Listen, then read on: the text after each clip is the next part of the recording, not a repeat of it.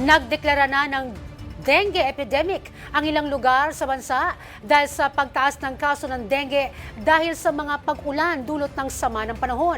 At bukod sa dengue, mahigpit ding binabantayan ng Health Department ang pagsipa ng kaso ng malaria. Nagbabalik si Bien Manalo para sa buong detalye.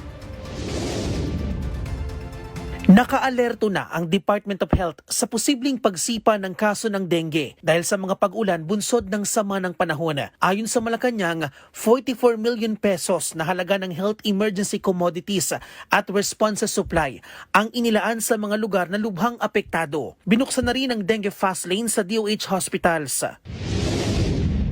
Sa utos ng Pangulo, pinagana ng DOH ang kanilang leptospirosis at dengue fast lanes sa lahat ng kanilang hospitals at bukas centers.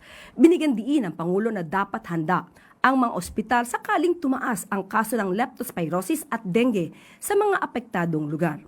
Nakahanda rin ang mga gamot na pwedeng ibigay sa mga lokal na pamahalaan at dapat siguruhing handa ang health emergency response team para umikot sa mga evacuation centers upang magampanan ang maagapan ang pagkakasakit ng mga evacuees. May ilang lugar din sa bansa ang nagdeklara na ng dengue epidemic dahil sa pagsipa ng dengue cases. Sa Zamboanga City nga, umabot na sa mahigit 1,200 ang naiulat na aktibong kaso.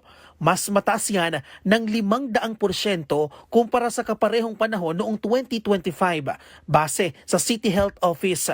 Pero ayon naman sa Health Department, mas mababa pa rin ang naitatalang kaso ng dengue ngayong taon kumpara noong nakaraang taon. Sa datos ng DOH Epidemiology Bureau, mas mababa ng 46% ang naitalang kaso ngayong taon kumpara sa kaparehong panahon noong 2025. Region 3 ang may pinakamataas na kaso, pero mas mababa pa rin yan ng 45% kesa noong nakaraang taon na sinundan ng NCR at Calabarzon na may mahigit 10,000 kaso. Payo ng DOH, sakaling makaramdam ng alinmang sintomas ay agad na magpakonsulta. Mahigpit din ang kanilang paalala sa pagpapanatili ng kalinisan ng kapaligiran at pagsusulong ng kanilang kampanya na taob, taktak, tuyo at takip at alas 4 kontra mosquito para makaiwas sa nakamamatay na sakit.